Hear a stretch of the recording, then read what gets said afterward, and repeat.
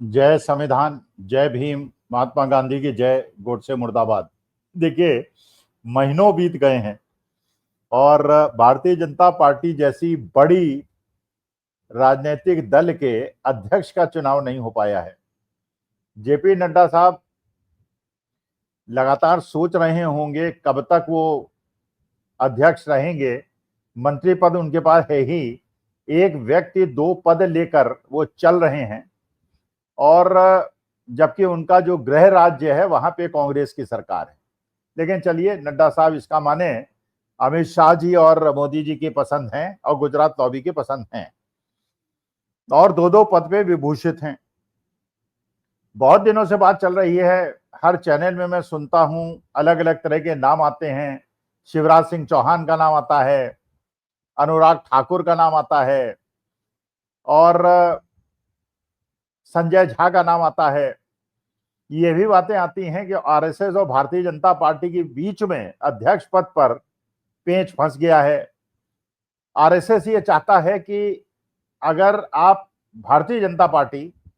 BJP का अध्यक्ष खुद बनाना चाहे, अपनी पसंद से, आरएसएस की पसंद का न बनाना चाहे, तो माननीय मोदी जी को प्रधानमंत्री पद से हटना पड़ेगा। और अगर मोदी जी प्रधानमंत्री बने रहना चाहते हैं तो जो भारतीय जनता पार्टी का अध्यक्ष है वो आरएसएस की पसंद का होगा। अच्छा, भारतीय जनता पार्टी के साथ बड़ी मुश्किल हो गई है, क्योंकि ये बात तो सब जानते हैं कि अगर आरएसएस का सपोर्ट न हो तो भारतीय जनता पार्टी चुनाव जीत नहीं सकती। और जेपी नड्डा साहब ने ये बात जरूर कह दी थी कि बिना आरएसएस के हम लोग बहुत मजबूत हैं, हमें आरएसएस की जरूरत नहीं है, वी डोंट नीड आरएसएस। लेकिन ये वस्तुस्थिति सब जानते हैं कि जो उनका असली काडर है भारतीय जनता पार्टी का, वो आरएसएस का काडर है। और जो कांग्रेस के लोग भारतीय जनता पार्टी में डर से या लालच से या राज्यसभा की पद के लालच में भारतीय जनता पार्टी में आए हैं, वो कभी भी कांग्रेस में वापस जा सकते हैं। जिन लोगों ने जनसंघ के जमाने से भारतीय जनता पार्टी का साथ दिया है, दरी बिछाई है, वो आरएसएस बैकग्राउंड के 80% लोग हैं और बिना आरएसएस बैकग्राउंड के भारतीय जनता पार्टी से जुड़े हुए लोग बहुत कम हैं। मोदी जी पद छोड़ नहीं सकते, क्योंकि मोदी जी अगर पद छोड़ेंगे तो अमित शाह जी परेशानी में पड़ जाएंगे, गुजरात लॉबी परेशानी में पड़ जाएगी। शिवराज सिंह चौहान जैसे आदमी को वो अध्यक्ष बना नहीं सकते, क्योंकि शिवराज सिंह चौहान वैसे ही खार खाए बैठे हुए हैं। उनके मुख्यमंत्री काल में मध्य प्रदेश का चुनाव लड़ा गया, वो जीता, चाहे वो चुनाव में हेरा फेरी करके जीता, जैसे भी जीता, लेकिन जीता तो। और उसके बाद उनको वहां से हटा दिया गया, एक नए आदमी को वहां पे मुख्यमंत्री बना दिया गया। संजय झा से पुरानी अदावत है मोदी जी की। आरएसएस चाहता है कि संजय झा बीजेपी के अध्यक्ष बन जाए, मोदी जी कतई नहीं चाहते, इसीलिए मामला लटका पड़ा। अब मुझे लगता है जो इंडिकेशंस मिल रहे हैं, जो सूचकांक मिल रहे हैं, दो नाम जो अभी राजनीतिक दल में नहीं है लेकिन राजनीतिक दल में है, माने राजनीतिक दल में औपचारिक रूप से नहीं है लेकिन अनौपचारिक रूप में जितना काम वो भारतीय जनता पार्टी के पक्ष का कर रहे हैं, उतना तो भारतीय जनता पार्टी का कोई समर्पित कार्यकर्ता भी नहीं कर सकता। इसलिए, और ये भी बात बिल्कुल सही है कि भारतीय जनता पार्टी के जितने भी लोग मंत्री पद पे बैठे हैं, जिला अध्यक्ष के पद पे बैठे हैं, विधायक बने हुए हैं, सबको ये पता है कि अगर वो विधायक हैं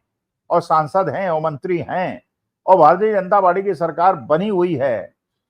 तो इसमें बहुत बड़ा योगदान दो वैश्य समाज के ऐसे लोगों का है जो आईएएस अधिकारी थे, फिर मुख्य चुनाव अधिकारी बने,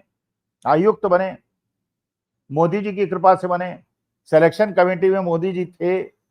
और ये दो लोग हैं, राजीव कुमार अग्रवाल जी जो मुख्य चुनाव आयुक्त थे, और अब ज्ञानेश कुमार गुप्ता जो चुनाव आयुक्त हैं और अभी पद पे बने हुए। जिस प्रकार की बातें उठ रही हैं राजीव कुमार अग्रवाल जी के बारे में, 2024 के चुनाव के बारे में, जिसे विपक्ष और जनता कह रही है कि ये अवैधानिक, गैर संवैधानिक रूप से चुनी हुई सरकार है, और ये सरकार वास्तविकता में वोटों के आधार पर नहीं बल्कि चुनाव आयुक्त के व्यवहार के कारण भारतीय जनता पार्टी की सरकार है। लेकिन चलिए, 2024 के चुनाव में क्योंकि जनता का उफान था इंडिया गठबंधन के साथ, तो ये सब बेईमानी के बावजूद भारतीय जनता पार्टी को अपने एक बल पे सरकार बनाने का मौका नहीं मिला और उन्हें बैसाखियों पे खड़ा होना पड़ा। और बैसाखियां भी इससे परेशान हैं, चाहे वो चंद्रबाबू नायडू हो, चाहे वो नीतीश कुमार हो,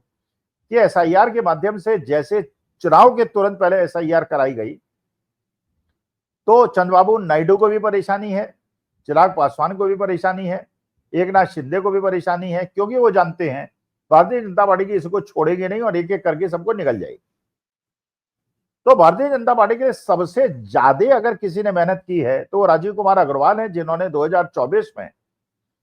भारतीय जनता पार्टी की अगर मदद न की होती तो भारतीय जनता पार्टी 100 सीटें क्रॉस न कर पाती और मोदी जी प्रधानमंत्री न बनते और वो सांसद भी न बनते, विधायक भी न बनते, जो आज आनंद ले रहे हैं, बड़ी बड़ी कोटियों में रह रहे हैं।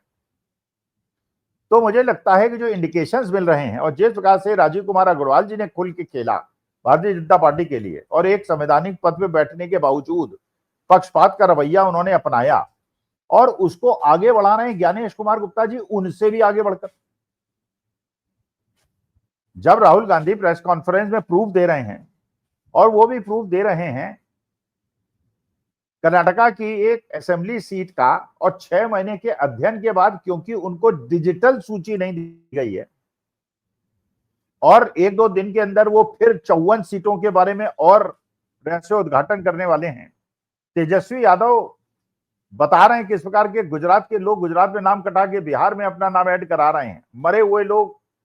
जिंदा हो रहे हैं और जिंदा लोग मर रहे हैं। ये सारे रहस्य उद्घाटन के बावजूद चुनाव आयोग ना तो प्रेस कॉन्फ्रेंस कर रहा है और ना विपक्षी दलों को मिलने का समय दे रहा है। तो ये बात बिल्कुल सही है, जिस प्रकार से उपकृत किया है राजीव कुमार अग्रवाल जी ने भारतीय जनता पार्टी को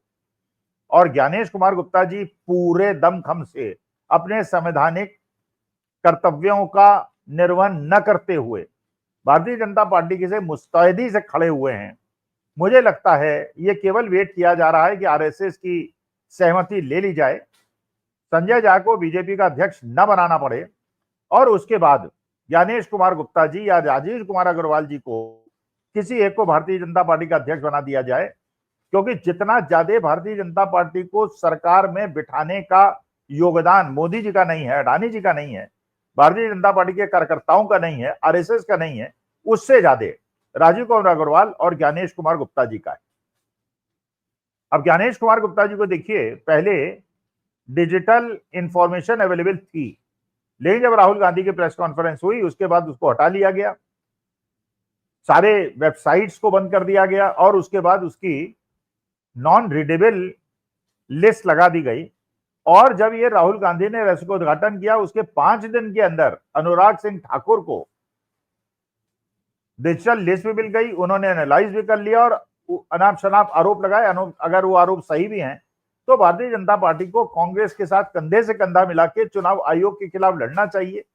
क्योंकि जो कांग्रेस की लड़ाई है, जो इंडिया गठबंधन की लड़ाई है, वो भारतीय जनता पार्टी के खिलाफ नहीं है बल्कि चुनाव आयोग के खिलाफ है। तो जिस प्रकार से चुनाव आयोग भारतीय जनता पार्टी का समर्थन खुलेआम कर रहा है और भारतीय जनता पार्टी खुलेआम चुनाव आयोग का समर्थन कर रही है, मुझे ऐसा लगता है वह समाज का ही अगला अध्यक्ष भारतीय जनता पार्टी का होगा, चाहे वो राजीव कुमार अग्रवाल हो, चाहे वो ज्ञानेश कुमार गुप्ता जी हो। नमस्कार, धन्यवाद और प्रणाम।